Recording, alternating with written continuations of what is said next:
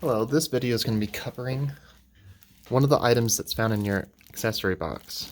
It's the eyepieces for your scope, and in this bag there's a tiny wrench.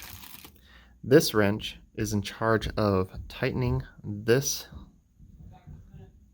nut right here so that the scope doesn't drift down, or if it's too tight you can loosen it up.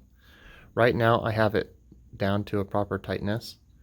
But in order to tighten it, we're going to be on this side, and then that little hole, as I zoom in, you can see that that little notch in the wrench fits right in it. And then we can push down in order to tighten that up.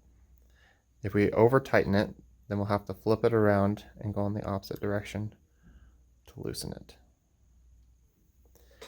I hope this is helpful.